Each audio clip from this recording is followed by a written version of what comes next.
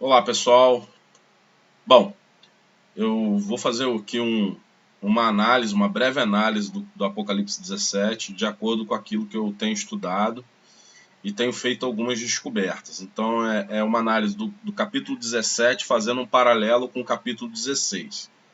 Bom, quem recebeu esse vídeo aqui sabe quem eu sou. Esse vídeo ele não vai ser publicado no meu canal, ele apenas foi colocado lá para poder ter um local para hospedar ele, para que as pessoas tenham acesso ao vídeo, tá? Então, se você está recebendo, provavelmente você me conhece, ou é da minha família, ou alguma coisa assim, né? Então, eu quero mostrar para vocês as minhas descobertas. Então, primeiro de tudo, pessoal, que algumas coisas que a gente vai tratar aqui é uma questão doutrinal, né? Eu não me tornei o anticristo, não me tornei o falso profeta, nada disso.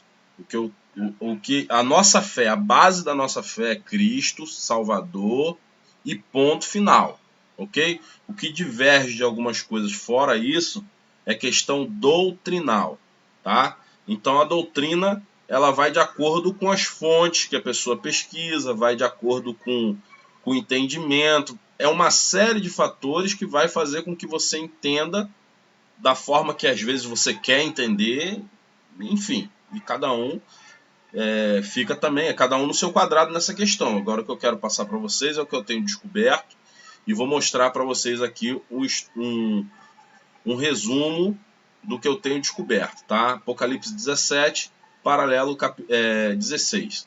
Mas antes de começar, eu quero trazer vocês a uma reflexão de algumas passagens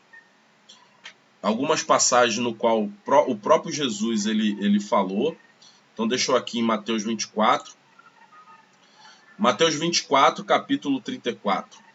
Né? Isso aqui é o próprio Jesus que disse, né? Em verdade vos digo que não passará esta geração sem que todas essas coisas aconteçam.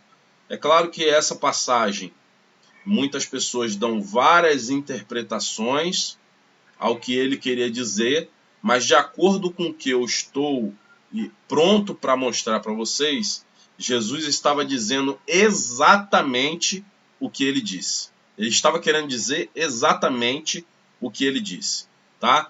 Então eu vou mostrar outras passagens em Romanos 13, do 11 ao 12, que diz: e isto digo, conhecendo o tempo. Quem escreveu essa carta foi Paulo aos Romanos, né? Então, conhecendo o tempo, que já é hora de despertarmos do sono, porque a nossa salvação está agora mais perto de nós. E quando ele fala nós, ele se inclui no que estava prestes a acontecer, né? A noite é passada, o dia é chegado. Olha só, pessoal, o dia é chegado, ele não vai chegar. O dia é chegado. Ele já, no meu entender, volta a falar a questão de doutrina, no meu entender, ele está dizendo que o dia é chegado porque eles já estavam na tribulação, eles já estavam vivendo os últimos dias, ok? Então deixa eu pegar outra passagem aqui. Esse foi em Romanos, 1 Coríntios, capítulo 1 Coríntios 10, 11. Ora, tudo isto lhes sobreveio como figuras.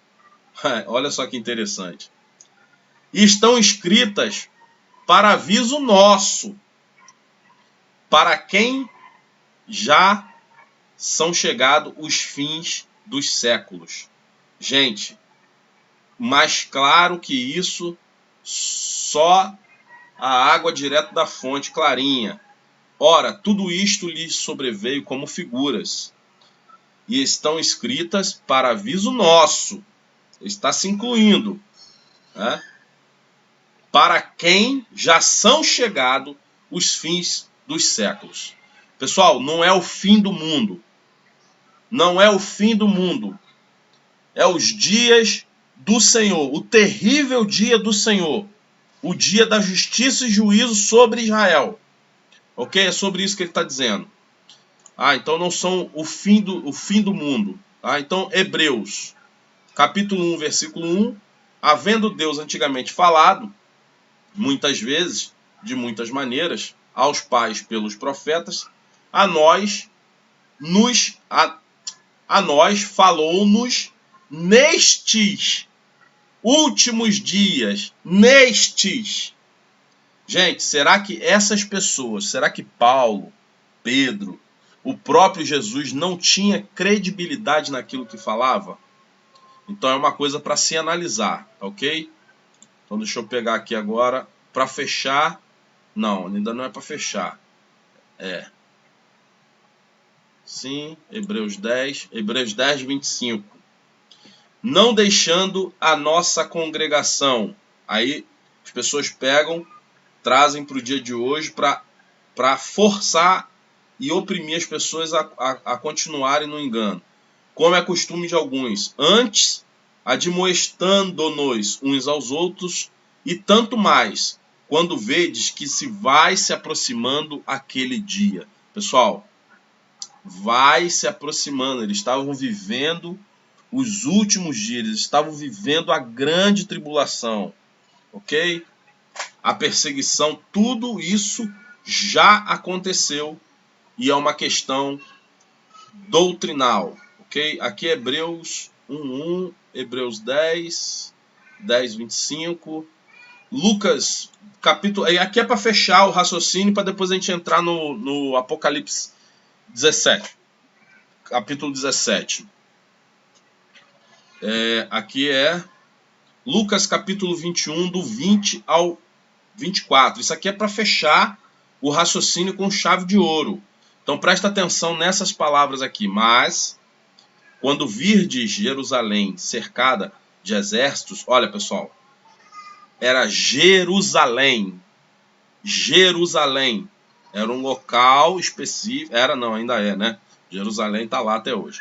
Mas era Jerusalém. Quando virdes Jerusalém cercada de exércitos, sabei então que é chegada a sua desolação. Então, os que estiverem na Judéia fujam para os montes. Os que estiverem no meio da cidade saiam. E os que estiverem nos campos não entrem. Gente, um fato muito, muito importante que aconteceu na história. Um fato muito importante que aconteceu na história, que jamais poderia ser ocultado como está sendo, como foi, porque eu vivi dentro da igreja e nunca ouvi falar, nunca me explicaram que houve uma guerra grego-romana, uma guerra judaico-romana, onde Jerusalém foi cercada, onde os suprimentos para Jerusalém foram cortados, água, comida, etc. As pessoas dentro de Jerusalém se matavam. Existem relatos de uma mãe que comeu o próprio filho. Era traição, era pai contra filho, filho contra pai. Tudo aconteceu. Imagine, gente, corpos espalhados pela cidade em decomposição, porque foram anos, foram vários meses, anos de cerco em Jerusalém. Tudo isso eu não sabia. Juro que eu não sabia. Desleixo talvez da minha parte. Mas eu acho que nós, como cristãos, deveríamos ter conhecimento dessas coisas. Porque isso foi um fato muito importante na história. Tá? Então, vou dar seguimento aqui no versículo 22. Porque dias de vingança são estes. Que dias de vingança? A vingança do Deus Todo-Poderoso sobre Israel, o povo de Israel, o povo desobediente. Tá? para que se cumpram todas as coisas que estão escritas. Gente, para que se cumpram todas as coisas.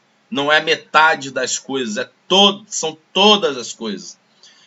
Mas ai das grávidas e das que criarem naqueles dias, porque haverá grande aperto na terra e ira sobre este povo.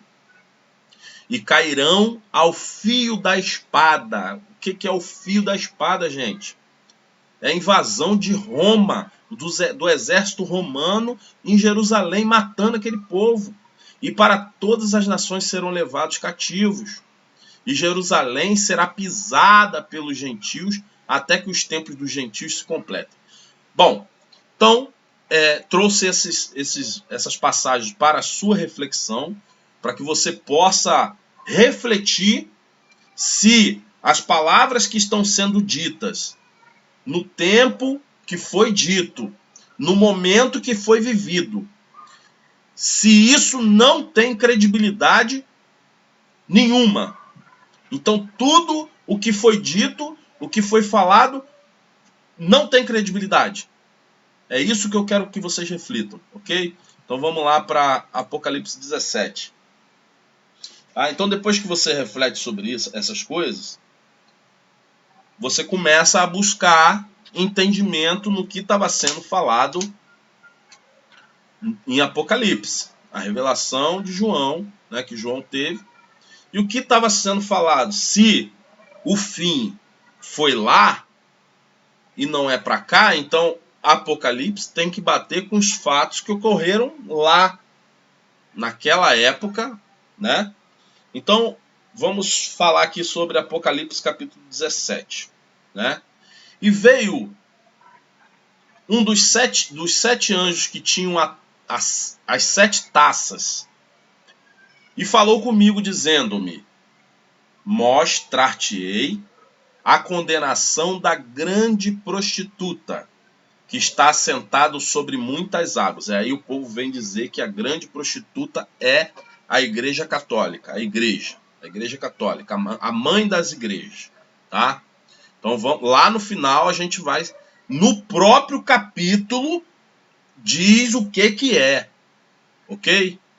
Com a qual fornicaram os reis da terra, e os que habitam na terra se embebederam com o vinho da sua fornicação.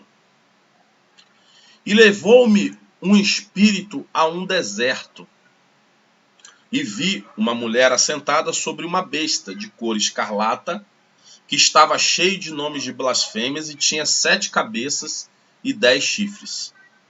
E a mulher estava vestida de púrpura escarlata, e adornada com ouro, e pedras preciosas e pérolas.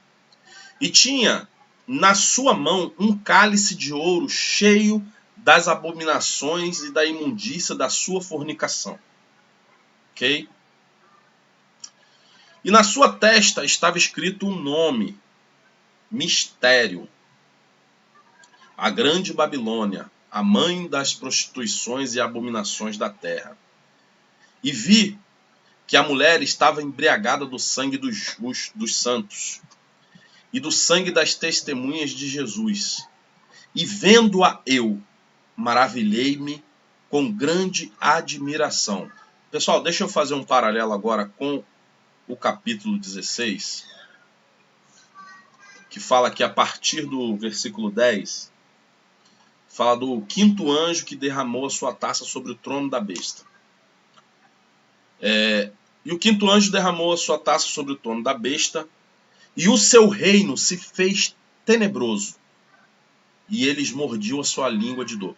Então vamos entender o que é o reino se fez tenebroso. Pessoal, Roma, o Império Romano, teve o seu primeiro imperador, que foi Augusto. O imperador Augusto trouxe para Roma paz, prosperidade e estabilidade. Trouxe desenvolvimento, fez de Roma uma nação crescente. E ele não cometia as atrocidades que os seus sucessores cometeram com os santos, com todos, com várias pessoas, não só os cristãos, mas eles agiam de forma brutal. Então, quando Augusto faleceu, e depois houve uma conspiração de que Tibério, que foi quem sucedeu ele, havia o matado, mas isso é só uma especulação. Então Tibério chegou ao poder, ele foi o segundo imperador de Roma, ok? Foi o segundo. Porém, o primeiro imperador tirano, brutal, mau, que fez várias e várias atrocidades. Para vocês terem uma ideia, Tibério ele tinha um palácio na ilha. Agora fugiu aqui o nome da ilha, mas é uma ilha lá das redondezas de Roma. Ele tinha um palácio lá na colina, no topo da ilha. E de lá ele arremessava mulheres, crianças, cristãos, enfim, justos, santos, inocentes, tá? Então, esse reino se fez tenebroso a partir de Tibério, ok? Então nós tivemos aí Tibério, sucessor de Tibério foi Calígula, depois veio Cláudio, depois Nero, em especial, com um fator a mais, foi o que mais perseguiu os cristãos. Por isso João colocou o nome dele, né, como a besta, né? Mas na verdade todos eles foram besta, mas ele em especial, né, foi a besta citada por João. E detalhe, quando João escreveu o Apocalipse, Nero provavelmente já havia se suicidado, ok? Nero já havia se suicidado, mas ficou tão marcado na história dos judeus, do povo, o nome de Nero, que João, ao invés de usar o nome dos outros, que também eram as bestas, usou o nome de Nero, Nero César, que em hebraico dá 666, ok? Então, passamos de Nero, chegamos ao Galba, tá? Então deixa eu voltar aqui no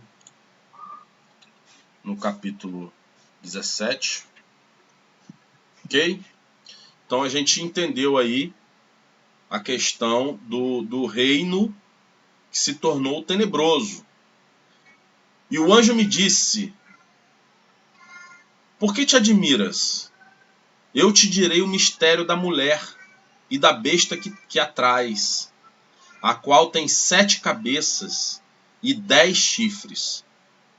A besta que viste foi e já não é, e há de surgir do abismo, e irá à perdição. E os que habitam na terra, cujos nomes não estão escritos no livro da vida desde a fundação do mundo, se admirarão vendo a besta que era e já não é, ainda que é.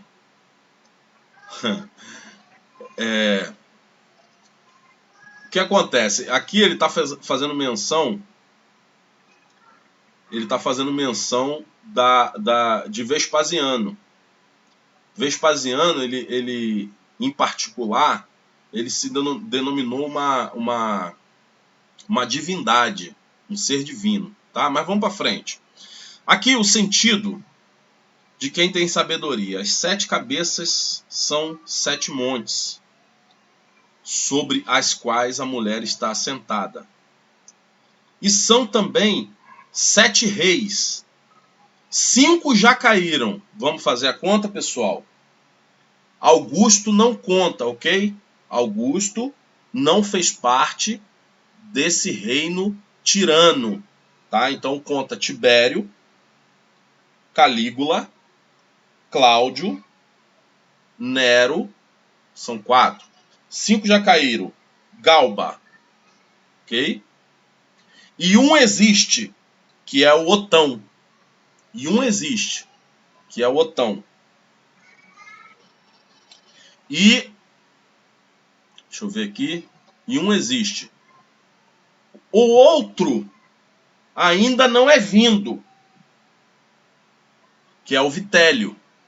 E quando vier, convém que dure um pouco de tempo. O reinado dele durou 8 meses. Vitélio. Ok? E a besta que era e já não é, e ela também é o 8º, que é o Vespasiano, é dos 7, ou seja, é da mesma linhagem. É também um imperador, é dos 7 que antecederam ele. E vai à perdição. Essa é a perdição, a gente vai entender mais lá na frente, se der tempo aqui, que o vídeo vai ficar longo. E os 10 chifres que viste são 10 reis, que ainda não receberam o reino, mas receberão poder como reis por 1 hora juntamente com a besta. Esse ponto aqui, pessoal, esse ponto aqui, eu ainda estou buscando na história para ter respaldo para falar sobre isso aqui. Então isso aqui, para mim, ainda não é claro, tá? Estes têm o mesmo intento e entregarão o poder e autoridade à besta. Estes combaterão contra o cordeiro. Bom, deixa eu voltar lá no capítulo 16 para dar continuidade aqui para vocês entenderem o paralelo que existe entre o capítulo 16 e 17. E por causa das suas dores e por causa das suas chagas blasfemaram do Deus do céu, e não se arrependeram das suas obras. E o 6º anjo derramou sobre o grande rio Eufrates. A sua água secou-se, para que se preparasse o caminho dos reis do Oriente. Quem são os reis do Oriente nesse raciocínio que estou tendo aqui? Sim, então deixa eu pegar aqui também. E da boca do dragão, da boca da besta, da boca do falso profeta, vi sair 3 espíritos imundos, semelhante a rãs. Ok, deixa eu me prender aqui a 3 espíritos imundos. Quando Nero se suicidou,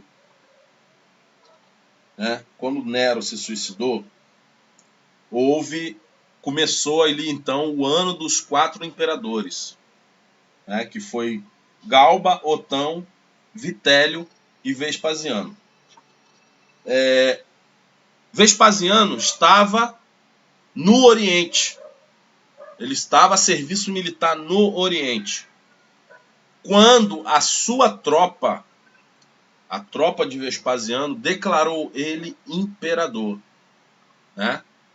E se vocês lerem a biografia de Vespasiano, vocês vão ver que Vespasiano consultou alguns sábios, algumas pessoas que entendiam de profecias. E havia uma profecia, que é exatamente essa profecia, provavelmente ela também está no Velho Testamento, de que os reis viriam do Oriente. Então, quando fala os reis, é exatamente porque de Vespasiano surgiria o Tito, que era o seu sucessor, e posteriormente o seu outro filho, que foi Domiciano. Isso aí. Tá? Então, aqui fala dos os três espíritos imundos, tá? Então no meu raciocínio, eu identifico como os reis do Oriente, os reis que vieram do Oriente, tá? E esse secou-se, né, a água do rio Eufrates, no meu entender, é algo simbólico, algo espiritual, que se entenda no âmbito espiritual, porque o rio Eufrates era fronteira da Terra Santa com a Babilônia. Então, eu acredito que exista aí uma simbologia nesse ponto aqui, ok? Tá? Então, dragão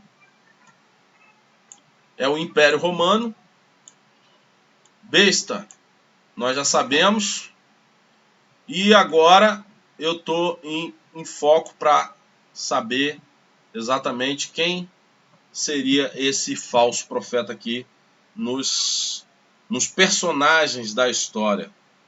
Tá?